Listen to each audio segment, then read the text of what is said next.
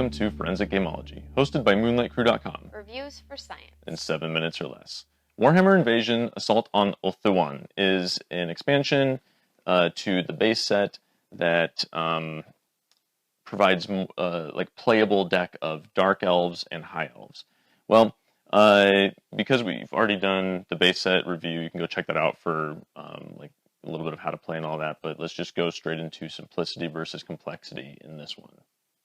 I don't think it changes much the simplicity versus complexity. The high elves tend to cancel lots of effects, so maybe you're doing a little bit more not nitpicking, fiddly. Yeah, fiddly. That's the in between nitpicking and fiddly. That of being like, okay, I can't do this, I'm going to do this, or when you do that, I do this. It's a lot of response. But other than that, this is not.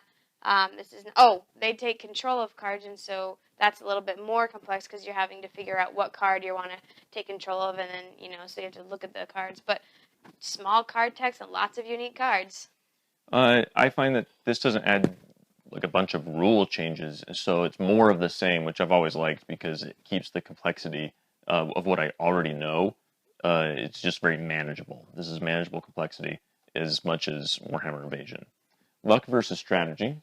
Oh, I think this game is luck. If you're the high elves, you might just win. Although I've been wrecked as the high elves because of one particular card, right? So luck, yeah.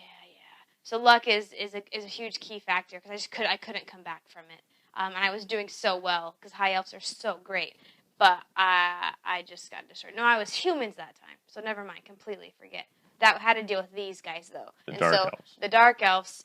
Totally wrecked, and so there's that luck factor. And all of the decks I think have luck, but to me that this just screams to me of the luck factor. But of course there's strategy in what you put where and what you choose to play and what you choose to hold on to for later. So there's that strategy. I would say there's a lot of strategy in this expansion because of the specialties. This forces when you can heal any damage like on all of your cards, then it forces your opponent to play a very different strategy than just all-out attack, even though that's how you win the game. These take control of your opponent's units and just destroy a bunch of things. And so there's a lot of strategy there. Do I kill my units to give me a bonus, or do I take control of my opponent's units and kill them and try to get a small bonus? Or is that all going to be very difficult to do, and I'm just going to have to try to do a big slog? There's definitely strategy in this game, despite the luck factor.